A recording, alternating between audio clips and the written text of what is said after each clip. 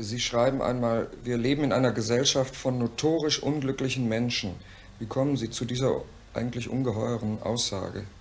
Ja, für mich ist die gar nicht ungeheuer, sondern im Gegenteil. Wenn man nur die Augen aufmacht, sieht man das. Das heißt, die meisten Menschen geben vor, für sich selbst auch, dass sie glücklich sind. Weil nämlich, wenn man unglücklich ist, dann ist man, im Englischen würde man sagen, eine Failure, dann ist man ein Misserfolg. So muss man also die Maske des Zufriedenseins, des Glücklichseins tragen, denn sonst verliert man den Kredit auf dem Markt, dann ist man ja kein normaler Mensch und kein tüchtiger Mensch. Aber Sie müssen sich doch nur die Menschen ansehen. Braucht man ja nur zu sehen, wie hinter der Maske eine Unruhe, Gereiztheit, Ärger, Depressionen, Schlaflosigkeit, unglücklich sein, das, was die Franzosen genannt haben, die Malaise, liegt. Man hat ja schon am Beginn des Jahrhunderts von der Malaise du siècle gesprochen. Das, was Freud genannt hat, das Unbehagen in der Kultur. Aber es ist gar nicht das Unbehagen in der Kultur, es ist das Unbehagen in der bürgerlichen Gesellschaft, die den Menschen zum Arbeitstier macht und alles, was wichtig ist, die Fähigkeit zu lieben, für sich und für andere da zu sein, zu denken, nicht ein Instrument zu sein für die Wirtschaft, sondern der Zweck alles wirtschaftlichen Geschehens, das macht eben die Menschen so, wie sie sind. Und ich glaube, es ist eine allgemeine Fiktion, die die Menschen miteinander teilen, dass der moderne Mensch glücklich sei. Aber diese Beobachtung, die habe nicht nur ich gemacht, das können Sie also einer ganzen Reihe von Leuten finden. Und man braucht nur selbst die Augen aufzumachen und sich nicht vom Schein trügen zu lassen. Die Normalsten sind die Kränkesten und die Kranken sind die Gesündesten. Das klingt geistreich oder vielleicht zugespitzt, aber es ist mir ganz ernst damit. Es ist nicht eine witzige Formel. Der Mensch, der krank ist, der zeigt, dass bei ihm gewisse menschliche Dinge noch nicht so unterdrückt sind, dass sie in Konflikt kommen mit den Mustern der Kultur und dass sie durch diese Friktion Symptome erzeugen. Das Symptom ist ja wie der Schmerz nur ein Anzeigen, dass etwas nicht stimmt. Glücklich der ein Symptom hat. Wie glücklich der einen Schmerz hat, wenn ihm etwas fehlt. Wir wissen ja, wenn der Mensch keine Schmerzen empfinden würde, wäre er in einer sehr gefährlichen Lage. Aber sehr viele Menschen, das heißt die Normalen, die sind so angepasst, die haben so alles, was ihr eigen ist, verlassen. Die sind so entfremdet, so Instrumente, so robothaft geworden, dass sie schon gar keinen Konflikt mehr empfinden. Das heißt, ihr wirkliches Gefühl, ihr Liebe, ihr Hass, das ist schon so verdrängt oder sogar so verkümmert, dass sie das Bild einer chronischen, leichten Schizophrenie geben. Sehen Sie die Ursachen dafür in unserer Gesellschaft? Nun, die Ursachen scheinen mir ganz offenliegend zu sein. Unsere Gesellschaft ist aufgebaut auf dem Prinzip, dass das Ziel des Lebens ist, die größere Produktion als Kompensation und auch als Notwendigkeit, die größere Konsumtion, und dass die Wirtschaft ist das und der Fortschritt der Wirtschaft, der Fortschritt der Technik, das ist das, wofür wir leben, nicht der Mensch. Was dem Menschen nützt, das interessiert wenig, wenn man darüber denkt, was das Ziel ist, worauf wir hinauslaufen. Sogar nicht einmal, was dem Menschen schadet, spielt eine Rolle. Das ist ja notorisch, viel von unserer Anzeigen und Reklamen preist Dinge an, die ausgesprochen tödlich und schädlich sind. Halo semuanya, sudah lihat video interview tadi kan? Beliau merupakan tokoh psikologi bernama Erich Fromm, yang salah satu teorinya membahas tentang psikoanalisis humanistis. Mari lebih mengenal dengan tokoh tersebut yuk.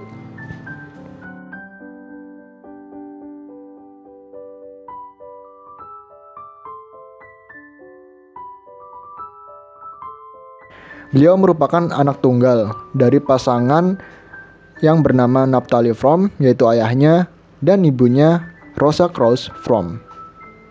Setelah Perang Dunia I, Fromm berkonsentrasi pada sekolahnya di bidang psikologi, filosofi, dan sosiologi di Universitas Heidelberg, dan beliau menerima gelar PhD dalam ilmu psikologi saat berusia 22 tahun.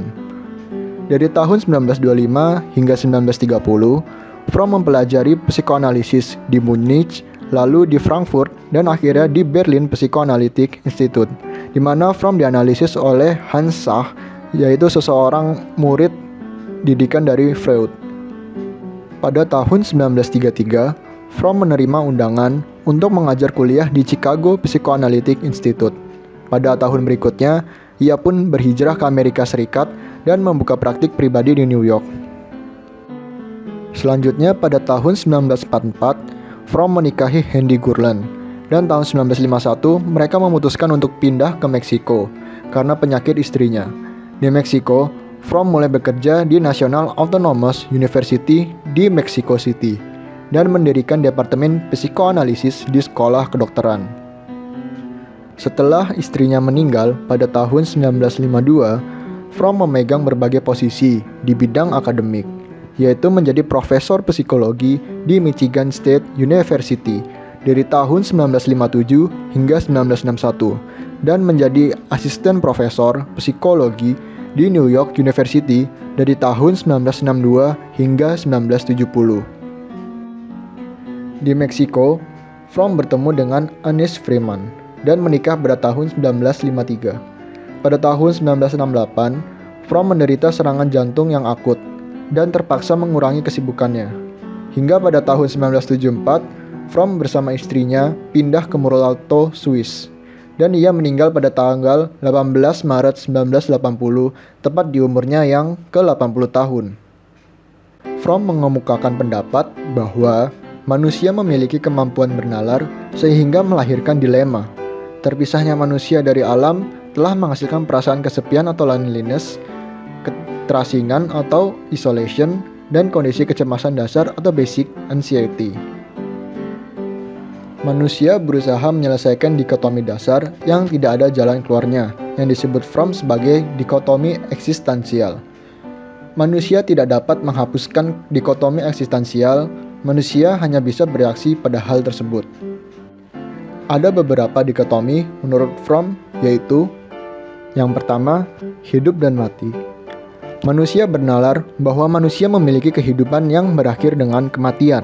Berikutnya, manusia memiliki tujuan. Manusia menyadari bahwa hidup terlalu singkat untuk mencapai tujuan tersebut. Yang terakhir, manusia makhluk sendiri. Manusia sadar bahwa dirinya adalah individu yang terpisah. Namun, mereka percaya bahwa kebahagiaan tergantung dengan ikatan dengan manusia lain. Walaupun manusia tidak dapat memecahkan masalah antara kesendirian mereka, harus berusaha atau mereka akan terancam menjadi gila. Manusia terdorong oleh kebutuhan-kebutuhan fisiologis.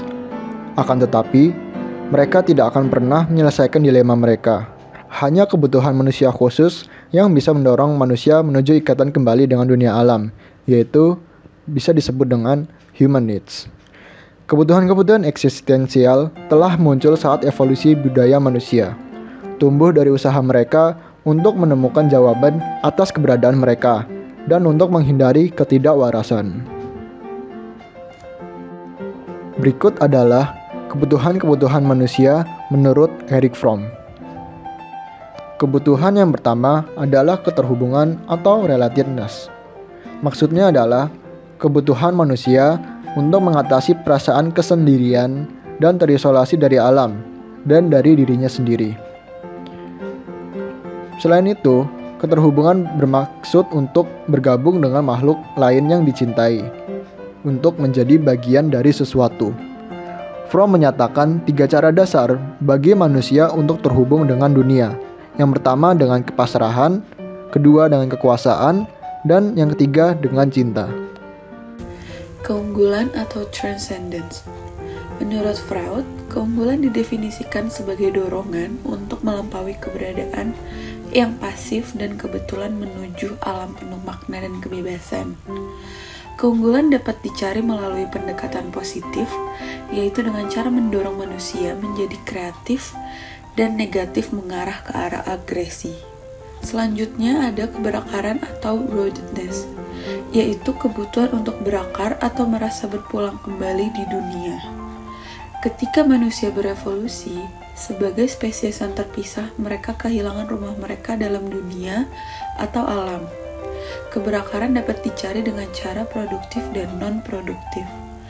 Dengan cara produktif, ketika manusia berhenti menyusui kepada ibunya, mereka menjadi lahir dan terlepas dari ibunya, sehingga menjadi aktif dan secara kreatif ia berhubungan dengan dunia. Sedangkan melalui cara non-produktif, yaitu fiksasi, yaitu ketidakinginan yang kuat untuk lepas dari keamanan dan perlindungan ibunya. Dengan cara ini, menghasilkan individu yang takut akan melangkah hal-hal yang baru. Selanjutnya, ada kepekaan akan identitas atau yang disebut sense of identity. Kebutuhan berikutnya adalah kemampuan diri kita untuk menyadari diri sendiri sebagai wujud yang terpisah. Kita harus membentuk konsep bahwa diri kita akan sendiri dan mampu berkata saya adalah saya.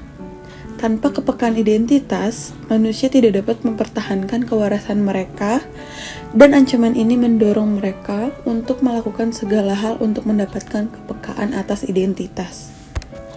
Dan yang terakhir ada kerangka orientasi atau frame of orientation. Kebutuhan manusia yang terakhir ialah kerangka orientasi. Manusia menjadi terpisah sehingga membutuhkan petunjuk jalan. Tanpa adanya petunjuk tersebut, manusia akan kebingungan dan tidak mampu melakukan tindakan dengan tujuan yang konsisten. Kerangka orientasi membantu seseorang untuk bernalar tentang peristiwa yang sedang terjadi dan membantu individu fokus pada tujuannya.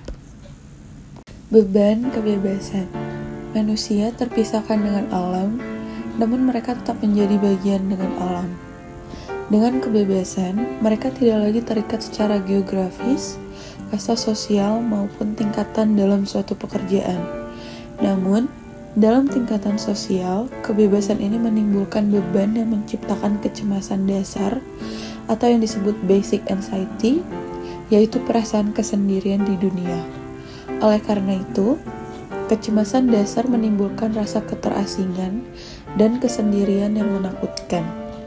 Manusia akhirnya berusaha untuk kabur dan lari dari kebebasan melalui beberapa macam mekanisme pelarian. Menurut Fromm, terdapat 3 mekanisme pelarian, yaitu yang pertama ada authoritarianism, yaitu kecenderungan untuk menyerahkan kemandirian seseorang individu dan meleburkannya dengan seseorang atau sesuatu di luar dirinya demi mendapatkan kekuatan yang tidak dimilikinya. Kebutuhan individu jika bertemu dengan partner yang dominan menghasilkan sadisme dengan cara melakukan eksploitasi kepada orang lain dan melihat orang lain menderita secara fisik maupun psikologis. Hal ini dengan bertujuan untuk mengurangi basic anxiety dengan menyatu kepada orang lain. Hal yang kedua yaitu masokisme, dengan bertujuan menggabungkan diri dengan orang yang lebih kuat atau inferior dibanding dirinya. Hal yang kedua ada destructiveness atau sifat merusak. Hal ini berasal dari perasaan kesendirian, keterasingan, dan ketidakberdayaan. Sifat ini melakukan penghancuran kepada sesuatu yang dimiliki orang lain. Yang ketiga ada conformity. Orang yang melakukan hal ini berusaha untuk melarikan diri dari rasa kesendirian dan keterasingan dengan cara menyerahkan individualitas mereka dan menjadi apapun seperti yang orang lain inginkan. Hal ini menjadikannya sebagai robot yang sesuai dengan kelompoknya. Kebebasan positif. Manusia dapat bebas dan tidak sendiri, mandiri, dan tidak penuh keraguan. Namun, dia tetap menjadi bagian dari kesatuan umat manusia. Menurut Fromm, manusia dapat menciptakan kebebasan seperti itu yang disebut dengan kebebasan positif. Kebebasan positif merupakan pengungkapan penuh dengan spontan dari potensi rasional dan emosionalnya. Hal ini merupakan solusi bagi dilema yang dimiliki manusia. Kebebasan positif memiliki unsur cinta dan kerja. Melalui cinta dan kerja yang aktif, manusia bersatu dalam dunia tanpa mengorbankan integritas. Orientasi karakter. Menurut Fromm, kepribadian seseorang tercermin dari orientasi karakter seseorang, yaitu cara manusia berhubungan dengan orang lain. Karakter adalah sistem yang relatif permanen dari semua dorongan non-insting yang membuat manusia menghubungkan dirinya dengan dunia manusia dan alam. Manusia menghubungkan dirinya dengan orang lain dengan cara produktif dan non-produktif. Orientasi non-produktif.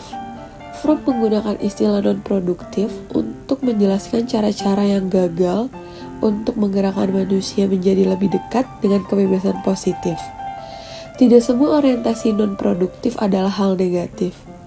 Tiap aspek memiliki hal positif dan negatif. Berikut merupakan hal-hal yang termasuk orientasi non-produktif. Saya Jasmine Putri Khairunisa. Kali ini saya akan melanjutkan pembahasan tentang psikoanalisis humanitis mengenai orientasi karakter atau character orientation. Dijelaskan dalam teori Fromm, kepribadian tercermin pada orientasi karakter seseorang itu sendiri, yaitu cara seseorang berhubungan dengan objek atau individu yang terjadi secara relatif permanen. Menurut Fromm, personality itu adalah totalitas dari kualitas psikis yang diwariskan dan didapatkan, yang kemudian akan membentuk karakteristik diri seseorang dan membuatnya unik. Sementara karakter adalah sistem yang secara relatif permanen dan terdiri dari usaha non-insting yang akan membantu individu berhubungan dengan lingkungan dan orang lain. Perlu kita ingat bahwa kepribadian seseorang itu merupakan gabungan dari berbagai macam karakter orientasi. Namun, pasti ada karakter orientasi yang lebih kuat atau menonjol daripada karakter orientasi lainnya. Dan kita juga tidak bisa menyamaratakan orientasi karakter masing-masing individu. Fromm sendiri membagi orientasi karakter menjadi dua jenis, yaitu ada orientasi non-produktif dan orientasi produktif. Pertama, ada non-productive orientation atau orientasi non-produktif. Menurut Fromm, manusia menghubungkan diri dengan dunia melalui dua cara, yaitu dengan memperoleh dan menggunakan suatu hal atau disebut dengan asimilasi, dan dengan menghubungkan dirinya dengan orang lain atau disebut dengan sosialisasi. Istilah non-produktif ini merujuk pada strategi yang gagal untuk menggerakkan orang agar lebih dekat ke positive freedom dan self-actualization. Maksudnya ialah cara-cara yang membuat seseorang itu semakin jauh dari kebebasan positif dan aktualisasi diri. Orientasi non-produktif tidak sepenuhnya negatif, melainkan masing-masing memiliki aspek positif dan negatifnya tersendiri.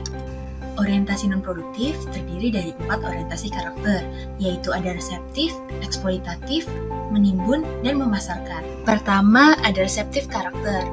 Orang yang memiliki karakter reseptif selalu merasa bahwa sumber dari seluruh hal yang baik adalah dari luar dirinya, dan satu-satunya cara agar mereka bisa terhubung ke dunia adalah dengan menerima hal-hal seperti cinta, pengetahuan, dan barang-barang yang bersifat materialistis. Kekurangannya, mereka orangnya pasif, submisif, dan kurang percaya diri. Kelebihannya, mereka orangnya loyal, terbuka ataupun menerima, dan memiliki rasa Do percaya. you prefer sending or receiving gifts? I like to Berikut be given ini ialah something. contoh dari karakter It's exciting to unwrap a present and see what it is. Also, it shows that someone cares about you. Or maybe it just means they want something in return. So what is the last time you received a gift? Oh, this is hilarious. Just Kita a bisa couple lihat di hours sini, ago, dia lebih senang I untuk received a bag menerima of sweet daripada potatoes from the dan owner of dia the mini ingin orang lain supermarket at selalu the corner of my memberikan street. gagasan, cinta, ataupun hadiah. Kedua, ada eksploitatif karakter. Orang yang memiliki karakter eksploitatif percaya bahwa sumber dari segala hal yang baik berasal dari luar diri mereka. Cara mereka agar bisa mendapatkan hal-hal yang baik yaitu dengan cara mengambil dengan agresif apa yang mereka inginkan dan bukan menerimanya secara pasif. Dalam hubungan sosial, mereka cenderung menggunakan kelicikan atau kekuatan untuk mengambil pasangan, gagasan, atau hak milik orang lain. Dan mereka tidak peduli apakah orang lain akan tersakiti atau tidak. Kurangan atau sisi negatif karakter eksploitatif adalah egosentris, sombong, dan genit. sementara kelebihannya ialah impulsif, But she bahagia, left her charming, phone, serta percaya and I diri. decided to check. And there it was, Ini a merupakan message from salah Henry. satu contoh Till next karakter time, perilaku honey bunny. eksploitatif, yaitu I really seorang had to hold pria yang myself jatuh from cinta smashing that dengan phone then and there. pasangan Here I sahabatnya was, sendiri. planning our future together, while she was cheating with one of my best friends. I had no idea what I was gonna do, but this time I was not gonna let some girl walk all over me. Our wedding was approaching, and I came up with the perfect plan. Yang ketiga ada hoarding karakter. Orang yang memiliki karakter menimbun biasanya berusaha untuk menyimpan apa yang telah mereka dapatkan, dan ini menyerupai anal karakter Freud. Sisi negatif dari karakter menimbun ialah kekakuan, kegersangan, bersikeras, perilaku kompulsif, dan kurangnya kreativitas. Sementara sisi positifnya, mereka adalah keteraturan, kebersihan, dan ketepatan waktu. Berikut ini merupakan contoh dari karakter menimbun atau hoarding. Tanpa kita sadari, kita seringkali melakukan perilaku yang kompulsif, yaitu ketika kita memiliki dorongan tak tertahankan untuk melakukan sesuatu, seperti misalnya berbelanja. Yang terakhir ada marketing characters atau karakter memasarkan. Mereka melihat diri mereka sebagai komoditas dengan nilai personal, mereka bergantung pada nilai pertukaran. Nilai-nilai yang mereka miliki dipengaruhi oleh orang-orang di sekitarnya. Mereka tidak memiliki prinsip ataupun nilai yang tetap, jadi mereka harus membuat orang lain percaya bahwa mereka memiliki keterampilan dan bisa dijual. Sifat negatif dari marketing karakter adalah tidak punya arah, oportunistik, tidak konsisten, serta boros. Sementara sifat positifnya ialah dapat berubah-ubah, open-minded, dapat beradaptasi, dan dermawan. Berikut ini merupakan contoh dari karakter memasarkan, yaitu orang yang memiliki banyak peran dan mengikuti semboyan, aku seperti apa yang kau inginkan. Selanjutnya ada productive orientation atau orientasi produktif.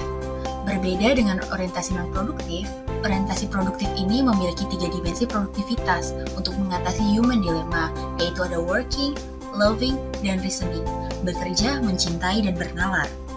Jadi, kenapa kita harus melakukan aktivitas yang produktif? Karena dengan aktivitas produktiflah manusia dapat menyelesaikan basic human dilemma, yaitu dengan cara bersatu dengan dunia dan hal lainnya, dengan cara mempertahankan keunikan dan individualitas. Pertama ada working.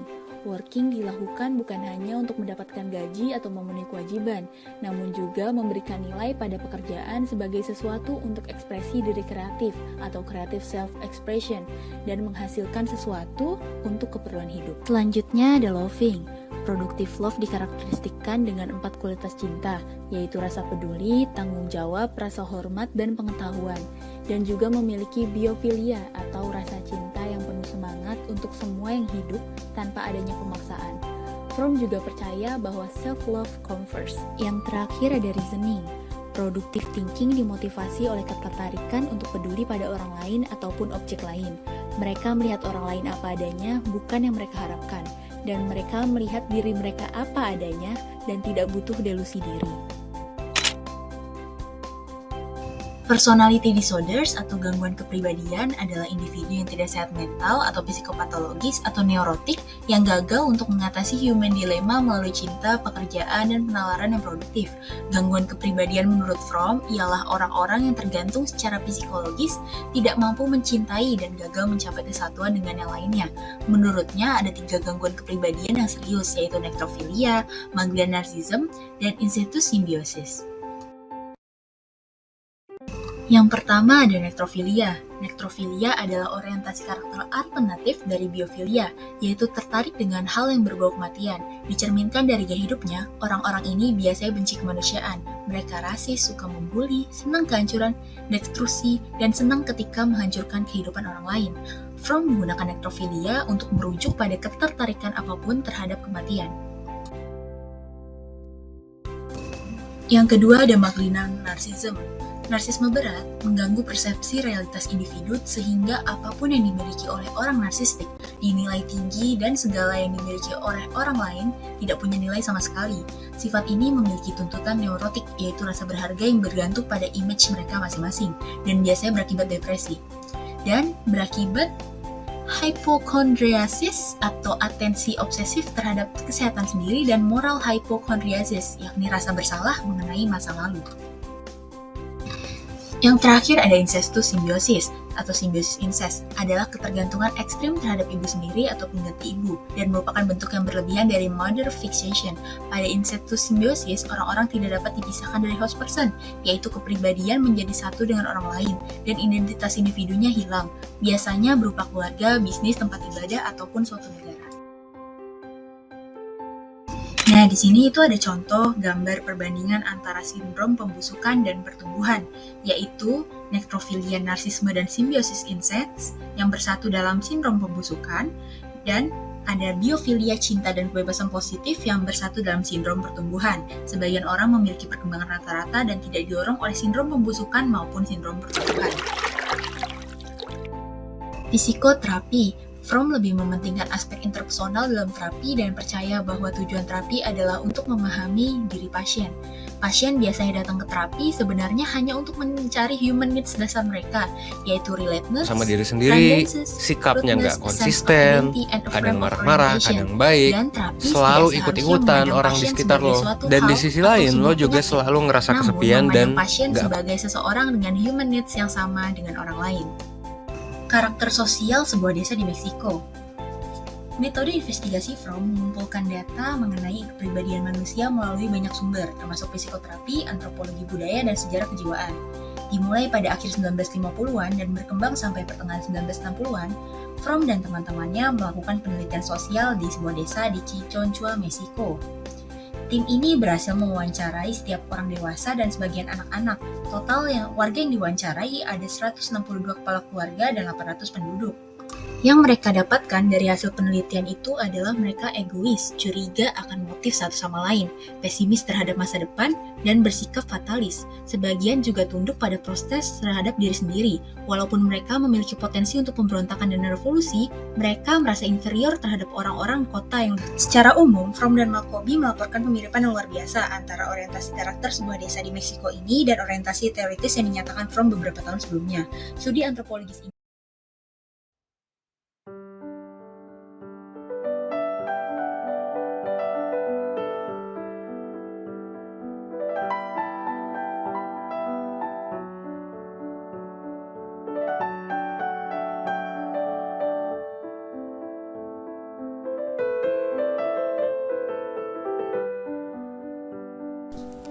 Studi psikohistoris mengenai Hitler.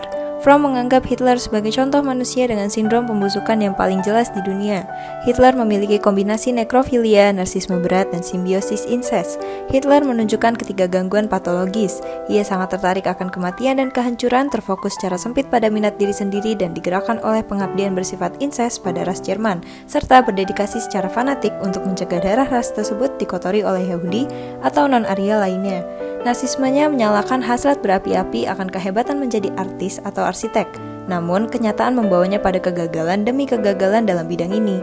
Tiap kegagalan menorehkan luka pada narsisme dan penghinaan lebih dalam dari sebelumnya. Fromm 1973. Sebagaimana kegagalannya semakin bertambah, ia semakin tenggelam dalam dunia fantasinya, semakin mendendam pada orang lain, semakin termotivasi untuk balas dendam, dan semakin sifat nekrofilia dalam dirinya. Kemenangan revolusi menyebabkan sifat destruktif Hitler mencapai puncaknya dan menjadi terbinasakan.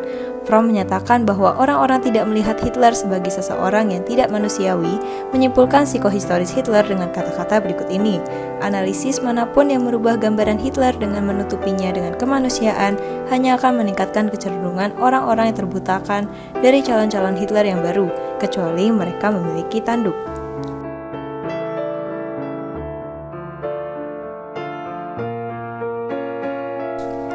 Kerenggangan kultur dan kesejahteraan. Ingat bahwa tema utama dari teori kepribadian Fromm mencakup kerenggangan dan keterasingan. Manusia telah disingkirkan dari lingkungan alam dan mereka dirancang untuk menetap dan terpisah dari satu sama lain. 72 partisipan melengkapi kuesioner yang terdiri dari beberapa nilai yang telah diidentifikasi oleh penelitian sebelumnya bahwa nilai-nilai tersebut terdapat di banyak kultur yang berbeda, seperti pentingnya kebebasan, kekayaan, keimanan, dan sebagainya. Penemuan dari penelitian ini seperti yang diperkirakan, semakin seseorang menyatakan bahwa nilai-nilai mereka berbeda dengan masyarakat, secara umum semakin ia cenderung merasakan kerenggangan. Bernard, Gebauer, dan Mayo, 2006. Hal ini tidak mengejutkan karena pada dasarnya apabila nilai-nilai kita berbeda dengan nilai masyarakat atau luhur kita, maka kita akan merasa bahwa diri kita berbeda dan tidak normal. Hal ini juga persis seperti yang diperkirakan oleh teori Fromm. Semakin seseorang merasa jauh dengan orang-orang di lingkungannya, semakin ia cenderung merasa terasingkan. Beban kebebasan dan bujukan politik.